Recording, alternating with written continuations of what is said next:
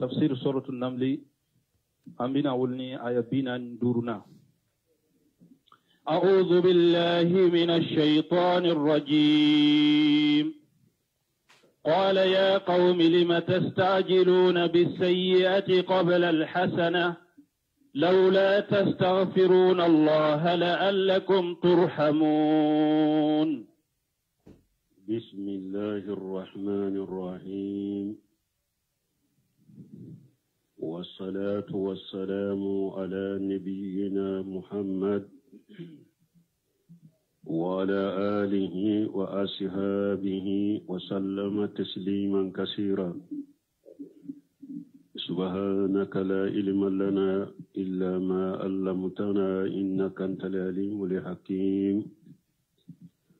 أستغفر الله الذي لا إله إلا هو الحي القيوم وأتوب إليه.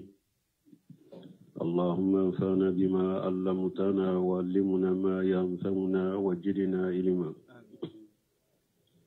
biye sigiri suye hijriya bakele ani kemenani ani binani ani saba shahru rajaba minye hijra sankalo wolon fulana bi suye otani seginai miladi nasarau kajate ba fula ani mugani fula sankalo fulana bi suye otani konontonna ambe bako jikoroni golofula masjidi salamu kono. أعوذ بالله من الشيطان الرجيم. قال يا قوم لم تستعجلون بالسيئة قبل الحسنة إلى آخر الآية. آية بسما شالهك كبار يلانا كمو درسوا التمنى alako wallahi ale samudugan kau kabbal make saliha aya chuma analewuma ako aye ala kelempeu bato akana foi fara alaka bato fensi taw boloni alate jama kera grupu fulay dowli manane salihu e sonna tama ka ala kelempeu bato ka fulan ka foya bila doma swatama. Qala salihu ko bi aya min karanan ka salihu ko ya qawmi akon ka mo lima tastajiluna bi sayyi'ati qabla li hasanati munna aw be korto katabara jugude ke ate nyumanke ni ne tawsiri doye munna aw be korto bara jugu kelidige ka kateme nyuman kelika au kan ka telia ka korto ka nyuman deke ka bara jugu toye me munaw beto ka korto ka bara jugu deke ka bara nyuma u keli toye tawsikala chamanya tawsirin nina bun kasiri alaya tawsirin munna lima تدعون بحضور العجاب ولا تطلبون من الله رحمته منا أو بقرطو كو ألاك الله جابد كنا و أتي ألاك النيمان ألاك هنانيني منا أو بقرطو الله جابلا أو بقرطو كالله جابد ني جنغ كتاد نيني كنا أو يرما و ميني ألاك النيمان أتو نيني منا بنينك لولا تستغفرون الله ni hara atunka ala ya fadili junubu munun temena aw bolo hara atunka ala ya fadili ala ka ya fauma ka junubula la'allakum turhamun onake sababu ye ananne masoro onake sababu ye ananne masoro balma nyode fo dugumogo jamana mogo nabe fere herefe aw yereye aye sage kata ala de mafolo akala yafa deli ala ka yafa awma afule ko de foya ko de to ala yire ko chogodi qur'ana kuno de fafiru ila allah ni hada madin corona filila jamana dowa mogo kelen dowa jama dowa ala ko fafiru ila allah akwaye boli kata ala de ma ni jama kono na filila aye boli kata ala dema aka sagi kata ala ma aka ala wele Saliha fule ko de fo aka mugoye munna uti ala ya fadeli naye ala ya fadeli kawsagi kata ala ma la'allakum turhamuna wa beke sababu ya benne masoro abi ala ka hinna soro aha قالوا طيرنا بك وبمن معك قال طائركم عند الله بل أنتم قوم تفتنون قالوا ثم مثالي هين كما نمفو على كلمة كبدت على كيا فدلي ساقي كake kata alama uko chogodi ويا جابي تطيرنا بك وبمن معك ko salihu an yere yettere ya soroni ede ani jama min faralem bika tora yere be anka degu be anka eni ka jama yere de do bun kasir ko chogodi ay ma araina ala wajhikan wa ujuhi man tabaka khaira saliha ani mogo munun tugura ko amma hera yere nye aw nyawula eni ka tugu mogo be amma hera ye aw nyewula وذلك أنهم لسقائهم من يبلا ننفول لا وككنا غيا لا يشيب أحدا منهم سوء ساله كم وطن كيرا مغسيت نكوجو ياسرو إلا قال حاجة من قبل ساله وشهابه فأبا فودي كن نينسرو نساله ديكا سبابوي أنا كتونو Salu kam wotun kera ni ko jugu ko ni mo soro abe ko jugu ndambe kata Saliha na kam wodema kunni ni ko jugu ya le soro Salihu na kam mo sababu de do depuis uluni ni dina kurani ni haklina kurawuna na de tora bankwa tora yenne soro mujahidu ko ku yettere yake ni Salihu ye wa haja kama qala Allah ta'ala ighbara an qaumi fir'auna nimbe komi ni ala yang kibariya ka Firauna ka mugo togo ya foanye bal mun nim fana yella da koroye haribi minu nyere bu dambi kata silamiya ma nilla da koroyin fana bu bolo hera boyoro de mugo gode ke bone boyoro ye mugo munun bina ni hera wuni lafiya wuni ani hera kuma ni lafiya kuma ani ka mugo nyamara ni ke wale wudoye munun be ka hera nati hada madanyama ani hada madon ka jenu kala garamade mugo be ulude ke mugo juguye ku ke juguman boyore ka juguman dambi katuma bala de pigale hera boyoro de juguma boyoro ye mugo bolo mugo munun hakli man jahilu do kafiru do de pigale Saliha tafuleya ay ala kelempe bato akana foy faralaka ay ala ya fadeli o kera ma ko tereya ko tere de bala ni nye kelenye Firauna kam mugo tumami Musa chuma fa idha ja'atuhum lihasanatu qalu lana hadhihi wa in tusibuhum sayyi'atu yatayyaru bi Musa wa man ma'ahu alay mu fola alako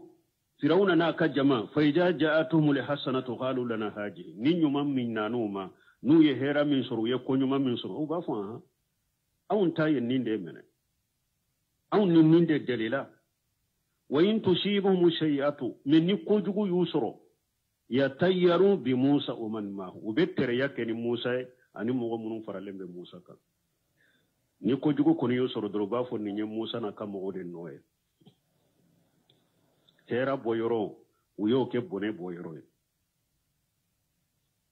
وقال تعالى مغبرا أن أهل قريتي إذ جاءها المرسلون على ينكباريا سورة ياسين كنو دقمو منو تمامو كتشيدو نانوما قالوا إنا تطيرنا بكم ودقمو فنقو تشيدو ما كو أو نيترياني بني بسراني أو دي لئن لم تنتهوا لنرجمنكم أو الناما كوين دابلا أنكالا كلمتو باتو النامو دابلا amba farakeru ka kabakuru filawula kaw faga aw la yamassannakum minna ajabun alim ube la jaba bawsoro kabo anfe la jaba min be awdimi nin dugu mo fana yin de fo ci do ne qalu tayrukum makum ci do fana kuma ko ay bone bawka de tora toro bawka abora aw yere de faunte aka tora naka bone be sababu ya aw yere de ya uko tatayyarna bika wa biman maka qala tayrukum inda Allah salihu fana ka mugo kwama konye bono sheroni ede ani mugo munun fara lembuka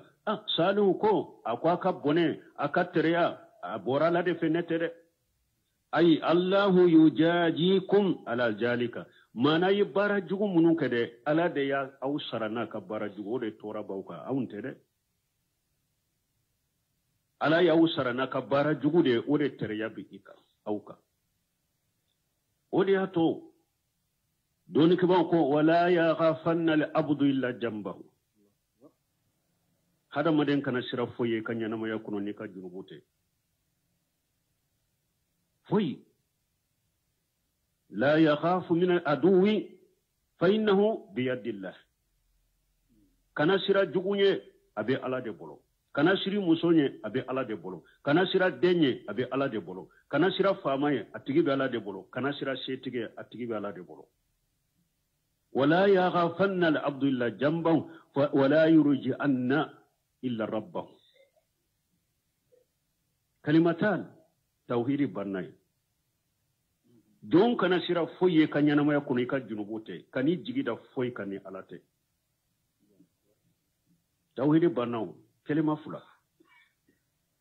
hadamade koko bisoro jinya kono koko bisoro lagara fengore tew yere ka junubude nodo ala be baga mogoma ala te baga mogoma koy jinya nyana ma yakono balaw be mogo ka tora bika ika junubude do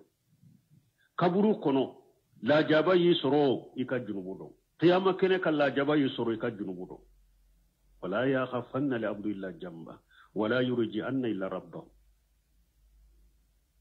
salu ko an tede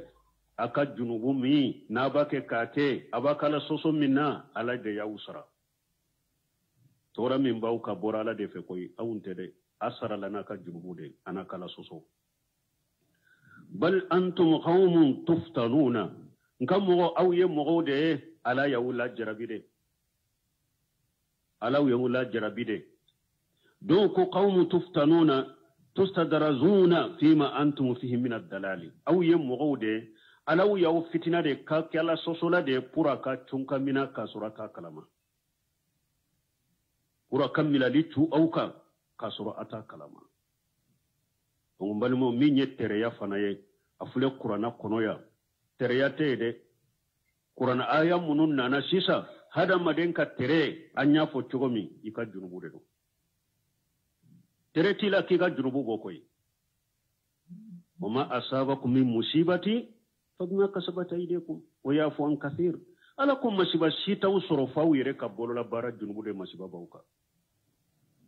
ni ala ya fara chamanna yerewu wodi ato chide an ka sariya anana katriya haram nin kalo furu manyo nin kalo tama manyo nin don tama manyo ni be tata mayro la ni nyakele benna wi ka sagi o ni muso sugu nin tamanse bala ikana furu o nin kono e wa faso na akuma na ila itaro tamato la isagi wi ka tamate jawo nin beterea chiren ko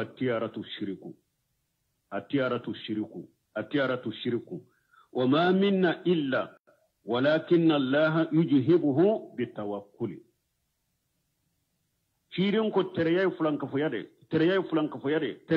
foyade mi akom mo site tereya biddu sukun kono mi alamina min bi bolode wala mina de be tereya lata ka boy bolo hari sawre la chiren ko man aradatuhu tiaratu an hajatihi faqad ashraka chiren ko mo ni tereya yisagi ka boy ka hajuma ye fulana farala ka kaba tereya koro tayru yere kore munye folola jahilu tumbate ni beta tama yoro la sisa ni bora dugu kofe ibe kono do wuli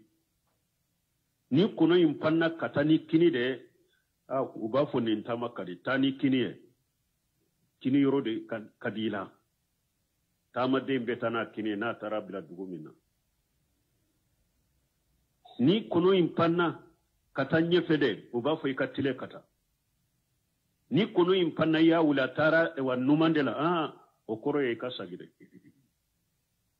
okoro ye kasagi otama majayila ikasagi folo jahilu tumbe nindeke wa ciden ko nintede ako fulan ka foyaro akonna ye mogo sagi kaboy ka hajula ye fulana faralaka misali la mogo e ba fe kata tama yorola aya soro e ya me mogo la ko ni nya kele benna ko ikasagi ko ikatama te dia eni nya kele benna mogo ye kuma min fo abeni ka hakila ubi atena o de yato cirin ko ma minna illa ako mogo site teriya imbeni dusukun kono koy ne alamina min bu bolo o de betanai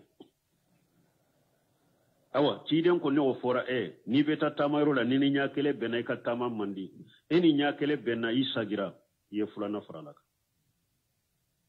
ni e masagi ka boy ka hajula I continue kata ate foi torema tuwa mi ciiden yen ninfo qalu ya rasulallah ya rasulallah wa ma kafaratu jalika ko ciide o fana kafare jumay mana ni tereya beni dusukun kono menna mi sage ka boy ka hajula foi tila men ni sagira ka boy ka hajula ye fulana fara alaka tereya min beni dusukun kono o fana kafare ye jumay قال تيدنكو يقول اللهم لا تير إلا تيرك ولا خير إلا خيرك ولا إله غيرك تيدنكو نندبا جنوبو يا فكبويلا إكافون تيكي ألا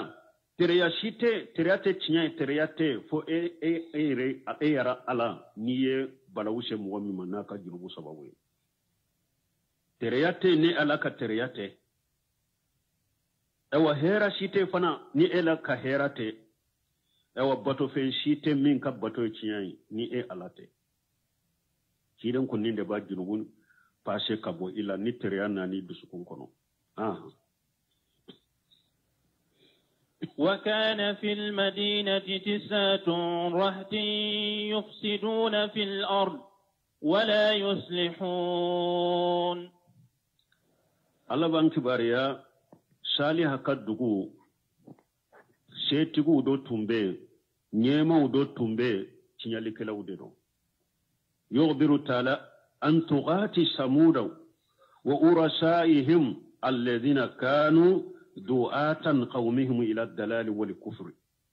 wa takdhib salih alaban kibariya sali hakam go dante me mo munun tumbula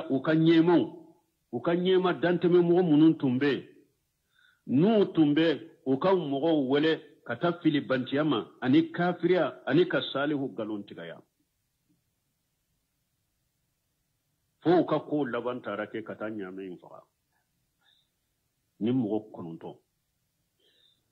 ala binan kibariya ulu fanadela utumbe salia kaddugu inkono balma bina aya wula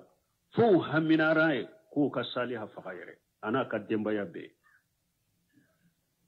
nin tawhidi fo bagam balimon cidew ka mugon nyamari uka tugu cidew ko tugu cogo nyuma ko ebe kanu dugu kono jama'u kono misiru kono itamake boala de ala yere ye mugo munun dila akama cidenya kama kamalika ucima ulu mo soro de bo soro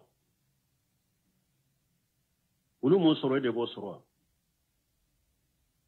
mugo ni ko ebe ken ni do baga de bi ambe bi tile minna cidenya nimbe fo ka perpela tige ko ako yati ala nasi jamanu alqaima la dinihi kal qabid ala jamra ako wakati bina hada madonna ni mugo ko ibe jonni dina haqiqa de ka be ko mitasuma kamide bi bolo me kana bila de ikana bila ala binan kibariya salihan ma wele kata foima ala kilempe ka bato akala soso toye aka junubu toye mun kera nyema munun tumbe shetigi munun tumbe ni sali aka mo kafiru ka nyema ye ulu ye uko chogodi wa kana fil madinati tis'atu rahati alako ewa jamakulu arahatu befo jamadema me alako tis'atu rahat mana mo kononto me tawsir kala ko arahatu koro ye jamade me niya ye mo kononto alako tis'atu rahati ko ewa jama kononto ko akore munye iba soro ni mo kelen kele be parce que nunu de tunya shetu ni nyema ye akelen kele be ba soro jama do de ba nofe akelen kele na ka jama kulu de do o da to ala ko tis'atu rahat mo kononto de do de me ala ko jama kononto bay mo kononto kelen kele be nyema do de shetigi de do jama do de be ale fana nofe dugu yin kono mo kononto tumbe jama kononto tumbe yufsiduna fil ardi wala yuslihuna uluka bara yere dro ka tiali ke dugu kolo ka dilali ke lawte uluka bara ye tiali dronde wute dilali ke ni mo kononto nyema kononto nu ka jama ulu tumbe salu ka dugu ina salu tumbe dugu ina ni mo tiali ke la kononto ni nyema kononto tumbe unu ka jama u ka bara be ye tiali de wute dilali ke قالوا تقاسموا بالله لنبيتنه وأهله ثم لنقولن لوليه ما شهدنا مهلك أهله وإنا لصادقون ونكسركو أقول لا يسلهون وإنما خلب هؤلاء على أمر سمودا أقول منا نمو كنونتو ألا يقولوا كوكو بلا سمودان كو توكا بولوفو لأنهم كانوا كبراء فيهم وورثاءهم فسيوكا ما باوتو نينونون دي وكان يموتو نينونون دي ولخرج أن هؤلاء كفرة الفسقة كان من صفاتهم الإفساد في الأرض بكل طريق يقدرون عليها لأنني نمو كنتم كنونو كجماعة وكافر سببولا بارا شيتونتو لما كنتو شيتونتو دوغو كولوكا سالو كدوغو كونو نيتشياليتي نيتشيالي كلا ونو كجماعة قالوا كو تغاسموا بالله يوكالي نيغوني ني ألاي كو أين أنكا كالي نيغوني كدك kakkale nyogo nyene alaye kallahiruta ankana bo nyogon ko ankana nyogon jamfa fo ankata dankare salihuna kademba yalanka befa ankana bo nyogon ko uyo wallahidu shiri uni nyogon che kallahidu shiri ka griya ka kalaka fana tagasamu billah qalu tagasamu billah uko nyogo ma ayekali ni alaye ayekali nyogo nye ni alaye akallahidu gren shiri لنبيتنه وأهله أو ككلك كافو والله أنبت صالح سوفلالا أنبت دو صالح كنا كدمبا يا كبفا أي كلينين كده أكله رسيرك أنكا كفنا كلينيونيا ككينيونيا سوفلالا أنكا دو صالح أنكا تدو صالح كنا كدمبا يا أنكا بهلكي كبفا كبوي ne o makaru ومكر الله آية ماذا ثم لنقولن لوليه وكوف النان تارانا كدنبا يبفغا أمبا فوا كبال مسروية منو بتوا كوفي أكاكبلا مغنا كبال مسرو أمبا فو أولوية ما شهدنا مهلك أهله وإنا لصادقون أوا salihu ka fagali aka halakili amma buwa kalama de ana ka demba ya fagali no halakili amma buwa kalama de wallahi an ye cinya de fo de nan kwanta kalama haro do nyo de fo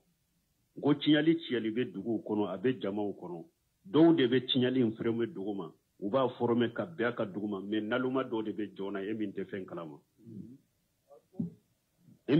kalama de naluma de uba dila dibi de la ka fili ede ka ede be jona ye sisa ulu bu yere to ko fe mogo de te awudo me ala ba wudo mogo be tinyali ni islamiya kono ni dina kono duguma ko be mogo wero fere mu ko bilala ala bi do ala be ulu do ala be ka kunko dama kelenkele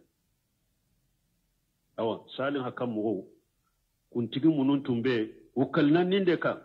an ka ta fagana ka dembaya ni sufelaye ni dugu jera an ba fo akam wa balima suruna ka kabila mogo toye awa an mabwa kalamare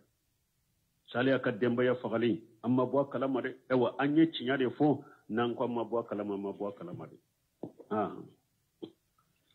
ومكروا مكرا ومكرنا مكرا وهم لا يشعرون ومكروا مكرا ala ko olu yukadaba lu tige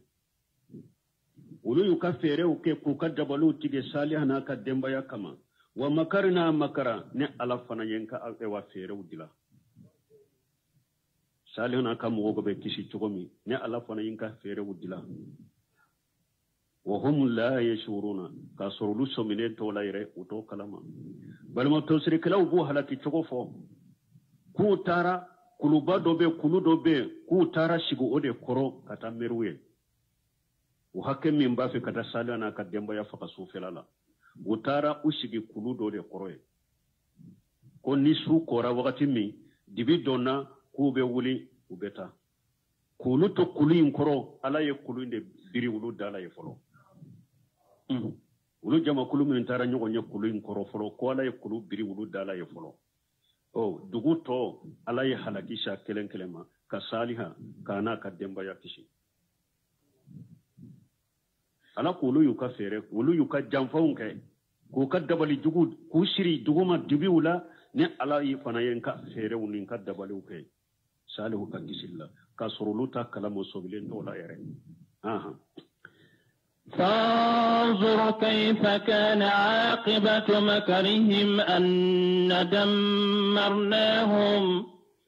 أن دمرناهم وقومهم أجمعين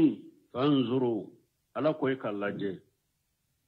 كيف كان عاقبة مكرهم uluka jamfannu kaddabali jugul laban kera minye ay kala je ka anyana wa akera halakil labana ulude halakira awambali mali wala mo warasatu lambe ndembe ni fo wakati bede mugo ko jolembe nin tawhidika nin sunna joli kala fahamu salafu salih ayda alala de fere ni dabali bettige aw kama duguma ala ba biya abbe tigi kay ala be abbe kelen ka dabali biya yere kay aba tato ye komiso wote sen dina cinya la koy me foddu sukunde kala sanka ala de min ala ni fulaka na kambolo de ala de min kadda ala la ki sin saka ala koy kala je nu kadda bali jugu u ka fere tigele alla ban kera munye u bolo anna damarnahum wa qawmahum ajmaina ne yu be de gurja ku be halaki u be unu kademba ya be unu ka mo be ni mogo jugu nunu koronton nunu unu ka jamanu ka mogo benne ala ya be halakira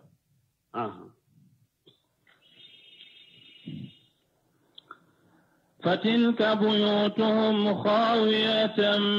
بما ظلموا إن في ذلك لآية لقوم يعلمون فتلك بيوتهم ala ko ka so fule dugu mume o ka so fule qawiyatu o ka so be gurjale no bellan kolon toray gurjale bima jalamunu ka tonyali sababu mbali ma ya hakili soro ya de salihu kelenna ka dembaya ala mu kisiba dugu mume ala ma be halaki ka be gurja mbode fawye wakati ne ma fo mo kana ka jamana kanu de ne akana jamana kanu bilala nye ambo fo takriran ka sagoka kuma masirlen fora chogo bengalo ala be jamana nye kidem be jamana nye dina be jamana nye mogo ma ala bilika jamana nye ima dina bilanye ima ciden bilanye hari ni sanu ni wori jede do ala babe gurja ki faga ki toy ka so kono ka dugul lankolonto ka jamana lankolonto ala be jamana nye koy dina be jamana nye ciden be jamana nye wote wuli koy shikatola de ni mogo ko mogo ki be wuli be fengo fen fa be ngalo a bengalon dilale hada maden ka ala de bila jamana nye dina bila ka jamana nye nabi nyuma halaki e wa nabi nyuma nabi nyuma nana ka mogo kisira yala ala be dugu mogo mununi dugu mi halaki ulude kachaba ube nabi nyuma ka mogo de kacha nabi nyuma na ka mogo de ka dogo me ala be dugu mumen gurja tanka amaso ala tama amaso nabi nyuma tama ala ba be gurja ka be halaki jama kulu fitini ni limana ni nabi nyuma nye ka ala tata ka dina ta ala be ulude kishi ni dina be jamana be dina konye munna ala be dugu mumen halaki ni jama kulu fitini kishiliye halaki temina kata nuhula kana ewa anka chide na nabi nyuma ni ka mogo be halaki dugu mumen de be halaki emi nye dina ta ni jama kulu fitini min limana ni awu ya ala be ulude kishi ka tobe yaru ka be halaki ate ala ira mogola ate dina ira mogola ate sunna ira mogola jamana faso denya awu nyana tora min banka jamana kala bagarama ko anka junubu de do ata ira mogola ko bana bula bana mun banna ta ira mogola banna la dema au banna cide dema au banna dina min na fanka sage kata alama da anka dina imbira jamana nye sino ante lafiya ate nin fo mogo ye awala ko ka so fule abe gurjara abe lankoronya bima jalamu nu ka tonyali sababu ye uye tonyali minke kabba ala tamino inna fi jalika la ayata li qaumin ya'lamun me ala ma fo gansa aye mun fo kafaraka akota man sebe ni nade ni make salu ka mogo dorona ta man sebe min ni na mogo ye mogo be fendo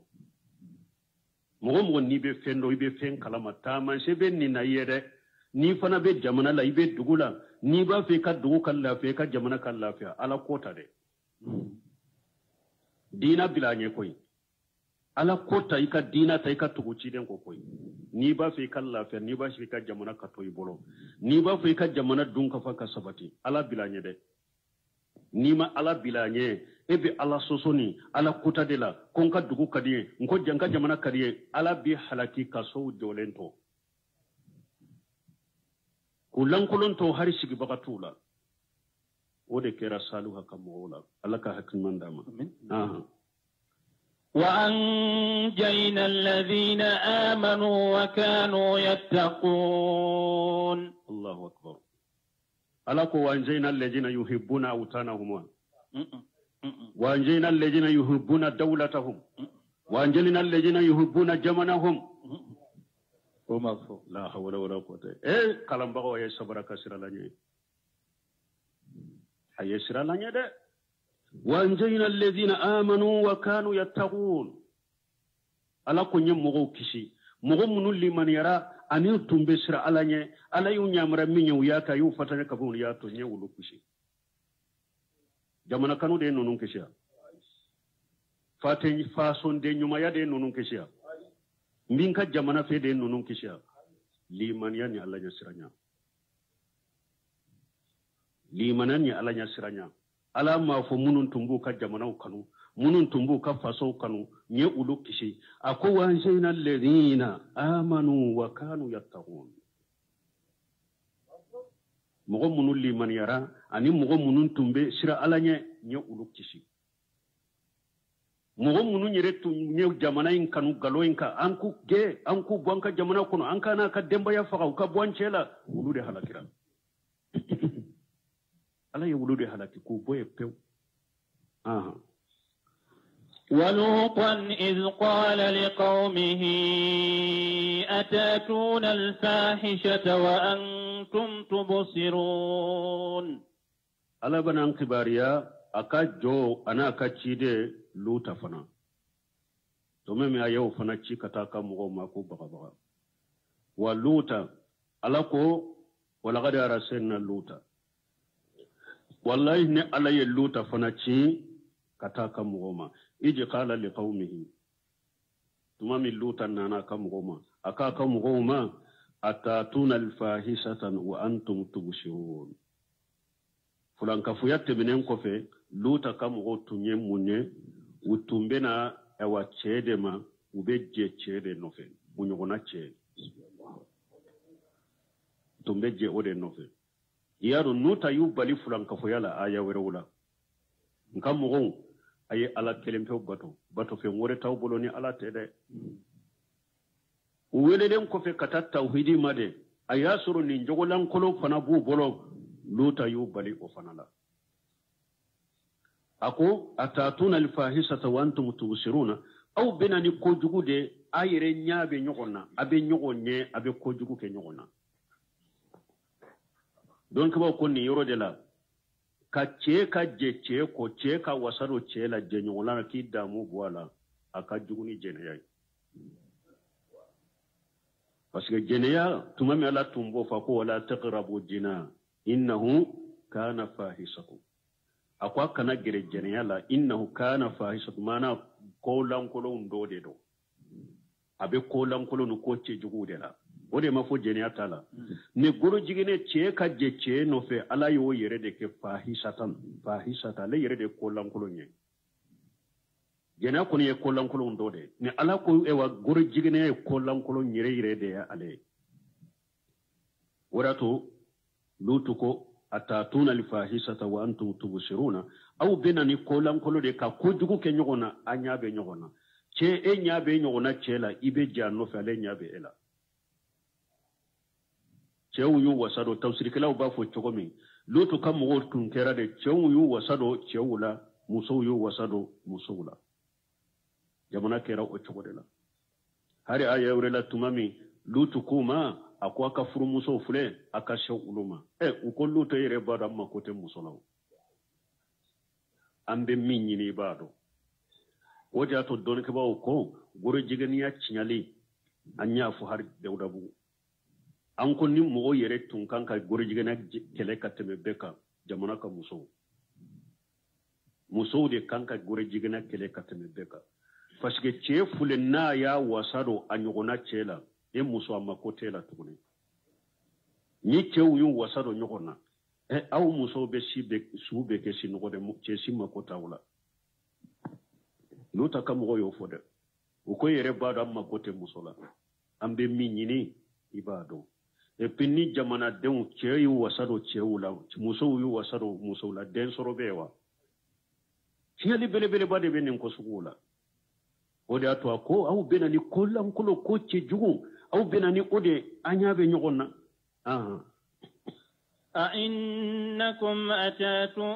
أئنكم لتاتون الرجال شهوة من دون النساء بل أنتم قوم تجهلون أئنكم لتاتون الرجال شهوة من دون النساء أكون كم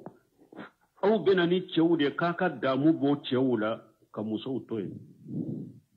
بل أنتم قوم تجهلون كم أو يجاهلوا ده أو يمغو جاهلوا يده أو باكا دامو بو تشودي لا كمسو توي أو يجاهلوا ده كم فما كان جواب قومه إلا أن قالوا أخرجوا آل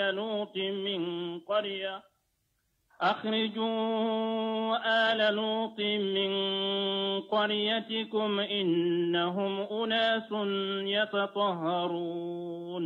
فما كان جواب قومه لوط إنكما من فاق مغوية أكم وقا جابوا مكفوية كاللوطة جابناي إلا أن قالوا فوق كده أخرجوا آل لوط من قريتكم لوطنا كدنبايا أيو بوا كدنكم أيو جي كوبو أكدنكم أخرجوا آل لوط من قريتكم إنهم innahum unasu yatataharuna parce que ulu kera mogo de uyu yere seneya de aw bake ka bara min ke uyu yere seneya ka bo ola har biyo de tefo misiri ko ale ya yere fasamanta bere ka ko ate mogo jate mogo ye ko a jolembe bela abe bela gosi abe be sapute o de be fo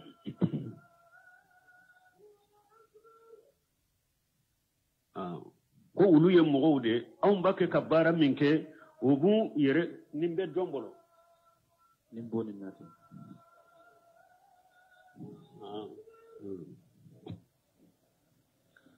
unasu yatataharuna mogo de do bu yere sene aw bake ka bara min ke ulu yu yere sene ya oma kulu kausa oma de ku tote o aya ula bwana ka dembaya ayuge akubu aka dugu kono balma ningeli de do fana de pigale de depuis gale fana ningeni fana be kige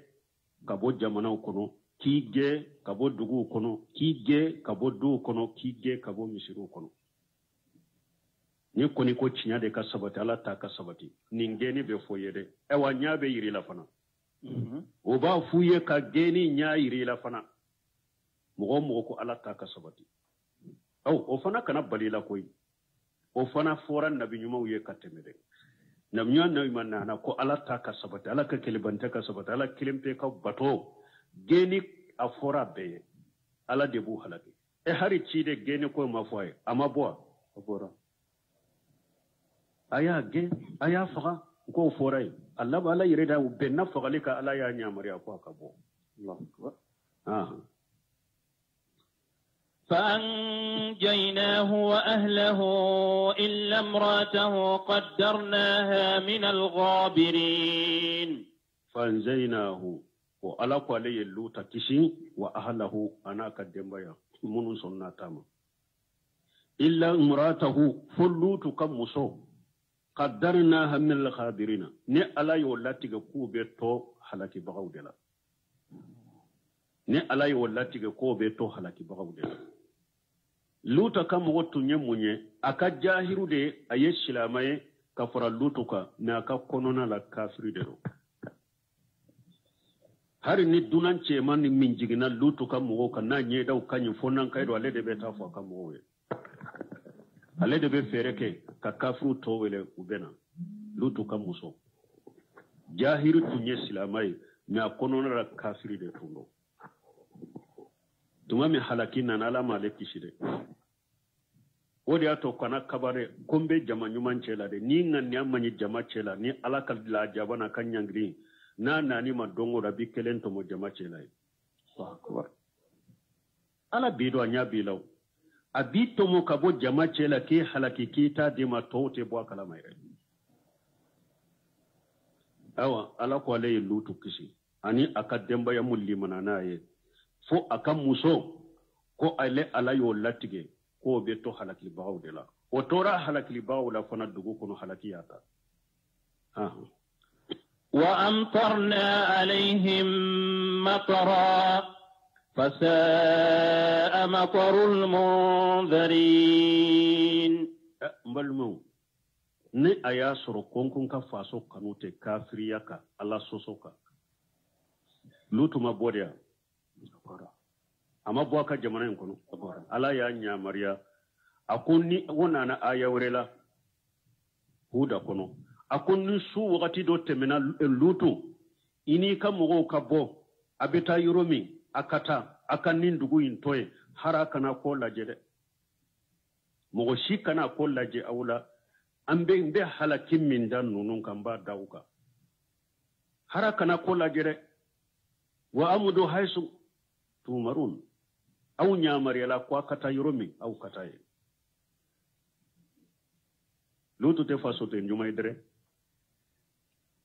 parce que ama ka jamana kanu atunkan ka to ka jamana kunu halaki ka soroye wata ya abora de abora na ka dinai aye ala weleli minke dina min be lutu bolo dina min ba ka mugo bolo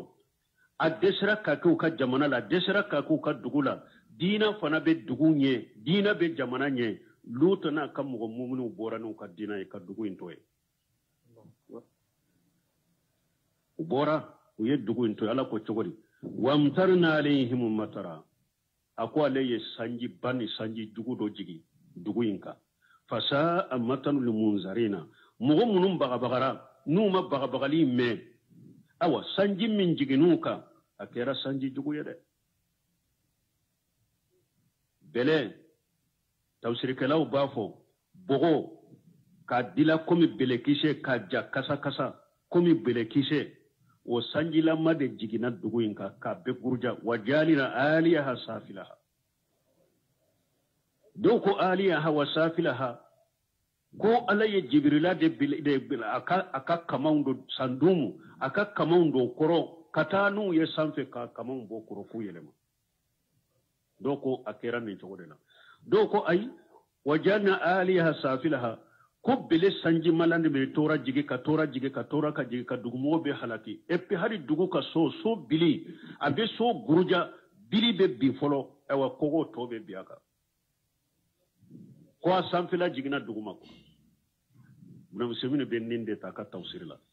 dugu de sanji ne bele sanji la made dugu guruja fo dugu bili min be sanfe de o be jigi duguma de kabbi ala ye dugu imbe guruja ka be bila nyogona nin cogodela ka be halaki aya wurela la ko ma huwa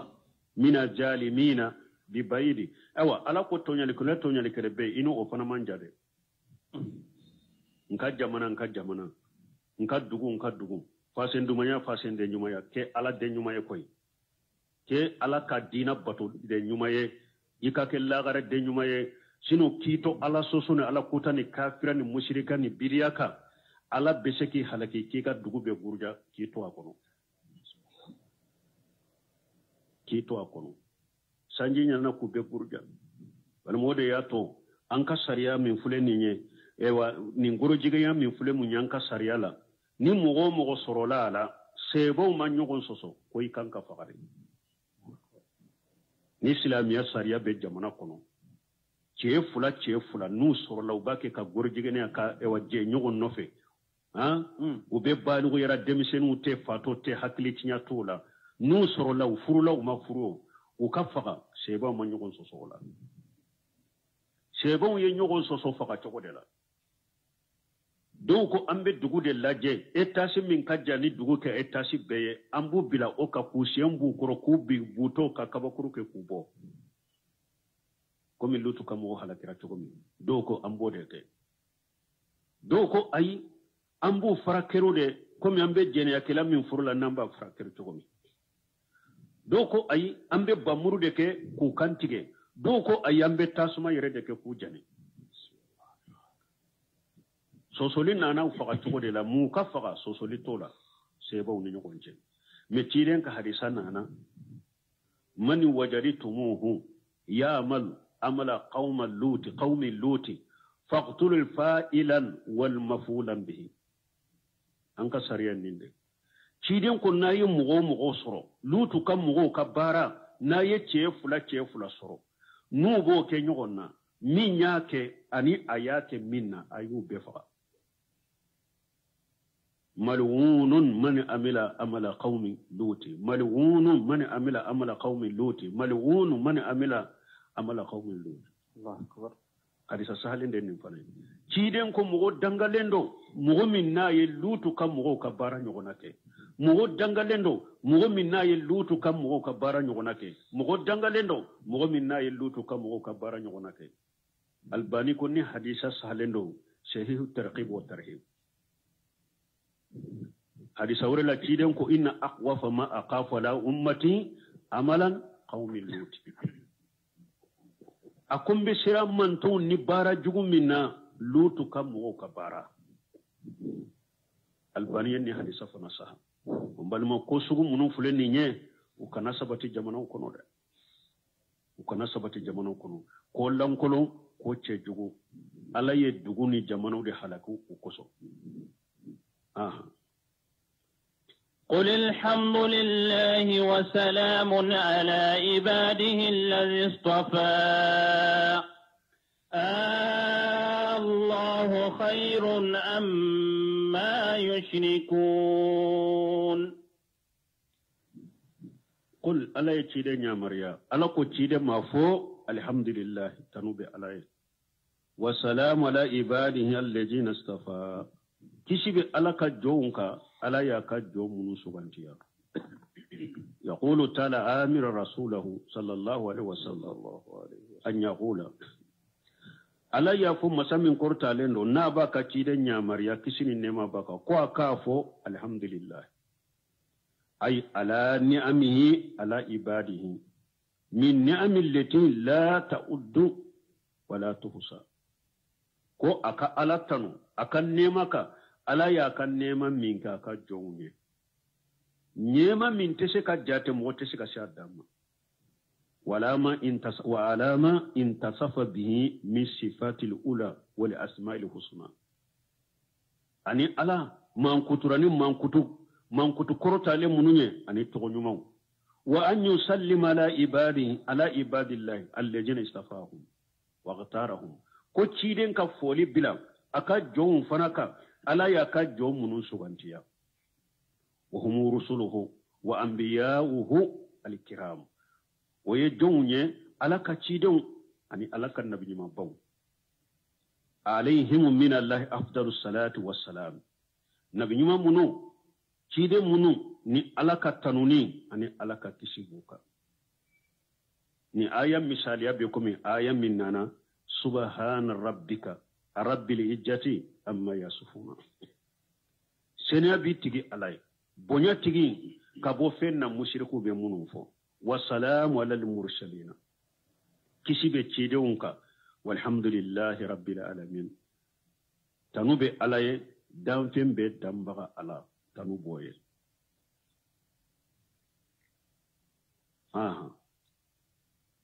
قل الحمد لله والسلام على عباد الذين اصطفى الله خير أما يشركون ala ko yala ala de kanyi ba ube aw be munun fara ala ka bato fe nunu de kanyi nin korote ko bato fe mushrike ka bato fe ko hera bala de don kama ko nunu na nyogona ube na qur'ana kono iba soro fando hera shita la misale do ka fuye do yala ala kelem pew ka bato ode kanyi ba ube aw ka bato fe unde bato li kanyi ala kelem pew bato li kanyi donc mbalimo mo abe ko man bora minna mo ka ala kanu ani ala bato iko bila fembe nyewo ube eki ka bato feun ni ka jiya feun de bila ala nye juman kanyi ala ta ala de kanyi katime fembe ka ala de ka bato kanyi katime fembe ka Allahu ghairu amma yushrikuna yala ala de kanyi wa yala ala de bato kanyi ba ube au bake ka munun fara ala ka wulu de kanyi ba ala de kanyi أمن خلق السماوات والأرض وأنزل لكم من السماء ماء فأنبتنا به حدائق ذات بهجة ما كان لكم أن تنبتوا شجرها أإله مع الله بل هم قوم يعضلون تمامي علي فلان كفوين نكر يا مشركوك فشاء الله خير أما يشركون استفهام إنكار على المشركين في إبادتهم ما الله آلهة أخرى ala yan nan kariya mushriku ka de nu ye bato fe wore bato kafar alaka o kofe ala ye bara mununke dam fe unye hada madunye ala bina ulufo amani khalaqa samawati wal arda masa jumanye sanka bawlon fulada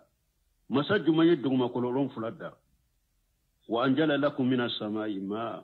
na ye jijigi kabo sanfe kaba nogola ka jijigi awye kabo kaba nogola fa ambatna bihi hadaiqa ni ala ye nago foro fale ni ojiye jata bahajati nago foro munu nye chogo kani wuri de okani uye chogo kani ma kana lakum antum bitu sajaraha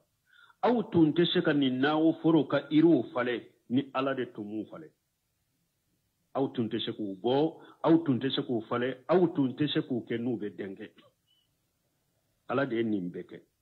a ilahum allah yala bato fɛn wɛrɛ bɛ yen wa min ka bato ye tiɲɛ ye n'a bɛ bato ka fara ala kan wa nin y'a tawsiri dɔ ye yala bato fɛn wɛrɛ bɛ yen min bɛ se ka bato ka fara ala kan wa o tɛ tawsiri filanan a ilahum allah minnu kɛtɔ fule tɛ n'u fɔra o yala danfɛn juma bɛ yen min farala ala kan ninnu kɛli la shehu juma ni ala ye sankaba da a bɛ min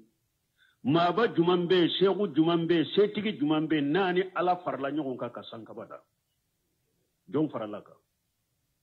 jɔn farala ala kan ka dugumakolo da jɔn farala ala kan ka ji jigi ka bɔ kabanɔgɔ la jɔn farala ala kan ka nakɔfɛnw falen ni ji ye nakɔfɛn minnu ɲɛcogo ka ɲi jɔn farala ala kan ka ninnu kɛ a ilahum allah yala bato fɛn b'aw bolo ba ou bien danfɛn b'aw bolo ba min farala ala kan ninnu kɛli la wa o tɛ aw bɛ olu ni ala dala kɛɲɛ cogo di janko k'u bila ala ɲɛ k'u bila ala ɲɛ mɔgɔ kana ala foyi bila ala ɲɛ i kana ala ni fɛn kɛ kɛlɛɲɛ yɛrɛ k'u dala kɛɲɛ janko ka fɛn bila ala ɲɛ ala de bɛ fɛn bɛɛ ɲɛ balimaw ala kɛlɛ bato de bɛ fɛn bɛɛ ɲɛ balimaw ala ka diina de bɛ fɛn bɛɛ ɲɛ balimaw mɔgɔ kana ala kɔ ani ala ka bato i kana ni foyi kɛ kɛlɛɲɛ diya kɔnɔ janko ka fɛn bila a ɲɛ a ilahum allah ala ka tawhidi faamu d'a ma ni hadamaden ye ala ko faamu k'i ka tawhidi faamu balimaw i tɛ ala bila foyi ɲɛ i tɛ tawhidi bila foyi ɲɛ i tɛ ala ka bato bila foyi ɲɛ ni ala ka hakilima de di n y'o de fɔ a bɛ komi kɔɔriya kɛra wagati sera o tɛ wala jamana problème ye mun ye an bɛ ala deli jamana ka ewa diina yɛrɛ nunjuru a bɛ minnu bolo dɛ ala kɛ olu de ɲɛ fɔlɔ ka sira ala ɲɛ k'u sago kɔ o de problème bɛ jamana in kan dɛ minnu yɛrɛ bɛ wahajuluw la minnu yɛrɛ bɛ minbariw kan dɛ réseaux sociaux ni fɛnw na n'u ala y'u kɛ kumakɛla ni duna ɲɛmaw ni alimamu ye jamana in kɔnɔ illa marahima rabbi ni kelen kelenw tɛ olu de tiɲɛna faamu tɛ olu yɛrɛ de bolo fɔlɔ ala mina tɛ olu yɛrɛ de bolo taafan ni naafan tɛ olu yɛrɛ de la fɔlɔ lagosili tɛ o an bɛ min na an b'o de la ni dɔw ye kutuba dɔw kala ye bi i kabara la tawhidi ni ala bato la sini o bɛ taa kutuba dɔw kala i bɛ ala kalinde la ka min lamɛn o tɛ sabati t'u ye a talawunu nko huje fata della ko de fo dona na huje fata ma ko wa shaki nye a ko wa iyyaka wa talawun fa inna dina allahi wahid akon bi makana ke kuloru chaman tigi yere ala ka dina en kone kelende dina ye kelem pewde me dondola ina kutuba do kala abe dina la dondola ina kutuba kala mugo ye dina nye do mbaga dusu kasile nabo me hari binyo de fo kutuba kono ciden ko du ewa qawmu yastanuna bighairi sunnati wa yahtaduna bighairi hadi ta'rif minhum wa tunkiru me ciden yen fo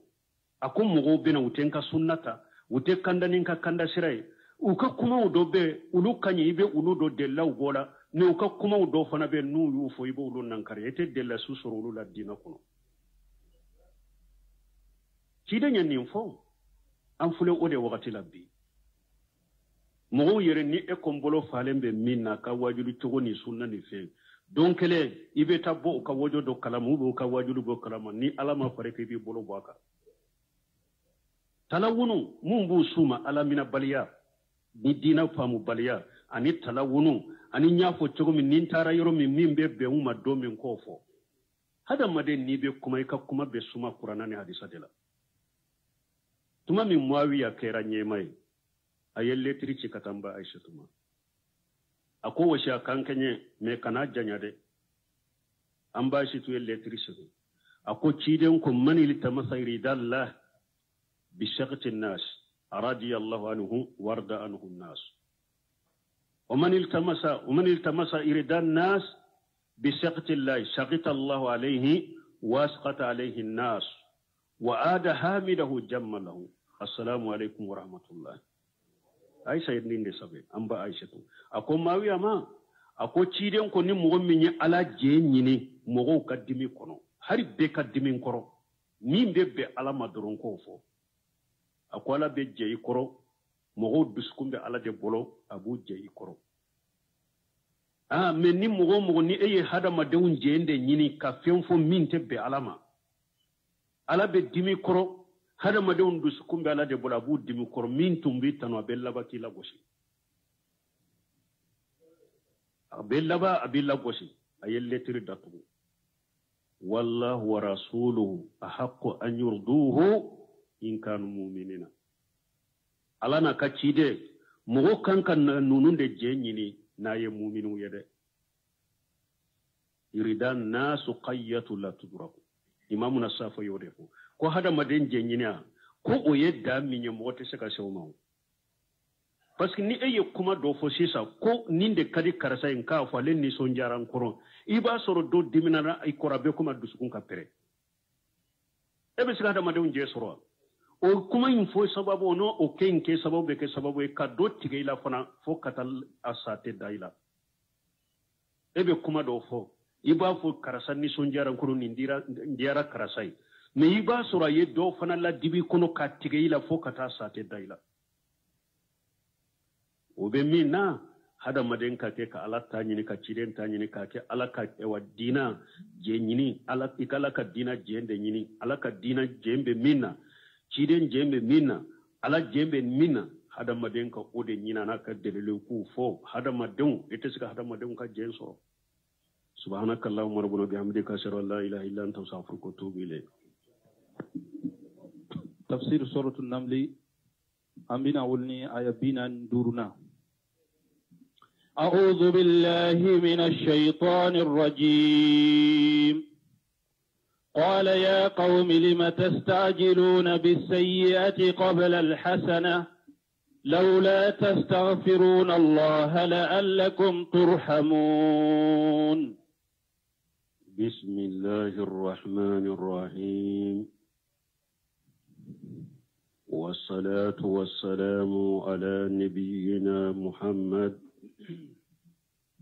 وعلى آله وأصحابه وسلم تسليما كثيرا سبحانك لا علم لنا إلا ما علمتنا إنك أنت العليم الحكيم أستغفر الله الذي لا إله إلا هو الحي القيوم وأتوب إليه اللهم انفعنا بما علمتنا وعلمنا ما ينفعنا وزدنا علما biye sigiri suye hijriya bakele ani kemenani ani binani ani saba shahru rajaba minye hijra sankalo wolon fulana bi suye otani seginai miladi nasarau kajate ba fula ani mugani fula sankalo fulana bi suye otani konontonna ambe bako jikoroni golofula masjidi salamu kono a'udhu billahi minash shaitanir rajim qala ya qaumi lima tastajiluna bi sayyi'ati qabla li hasanatin ila akhir al-aya ayaw be sama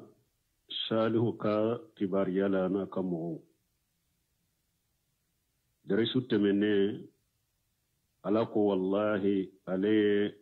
samudugan kau kabbal make saliha aya chuma analewuma ako aye ala kelempeu bato akana foi fara alaka bato fensi taw boloni alate jama kera grupu fulay dawli manana salihu e sonna tama ka ala kelempew bato ka fulan ka foya bila doma swatama qala salihu ko bi aya min karanan ka salihu ko ya qawmi akon kam mo lima tastajiluna bi sayyi'ati qabla li hasanati munna aw be korto katabara jugude ke ate nyumanke ni ne tawsiri doye munnaw be korto bara jugu kelidige ka teme nyuman kelika aw kan ka teliya ka korto ka nyuman deke ka bara jugu toye me munnaw be to ka korto ka bara jugu deke ka bara nyuman keli toye tawsikala chamanya tawsirin nina bun kasiri alayya tawsirin munna lima تدعون بحضور الأعجاب ولا تطلبون من الله رحمته منا أو بقرطو كو ألاك الله جابد كنا وأتي ألاك النيمان ألاك هنانيني منا أو بقرطو لا جابلا أو بقرطو كالله جابد ني جنغ كتر نيني كنا أو يرما ومين ألاك النيمان أتو نيني منا بنينك لولا تستغفرون الله ni hara atunka ala ya fadeli junubu munun temena aw bolo hara atunka ala ya fadeli ala ka ya fauma ka junubula la'allakum turhamun onake sababu ye ananne masoro onake sababu ye ananne masoro balma nyode fo dugumogo jamana mogo nabe fere herefe aw yereye aye sage kata ala de mafolo akala yafa deli ala ka yafa awma afule ko de foya ko de to ala yire ko chogo de qur'ana kuno de fafiru ila allah ni hada madin corona filila jamana dowa mogo kelen dowa jama dowa ala ko fafiru ila allah akwaye boli kata ala de ma ni jama konona filila aye boli kata ala dema aka sagi kata ala ma aka ala wele saliya fule ko de fo aka mugoye munna uti ala ya fadeli naye ala ya fadeli kawsagi kata ala ma la'allakum turhamuna obeke sababu ya benne masoro abi ala ka hinna soro aha قالوا طيرنا بك وبمن معك قال طائركم عند الله بل أنتم قوم تفتنون قالوا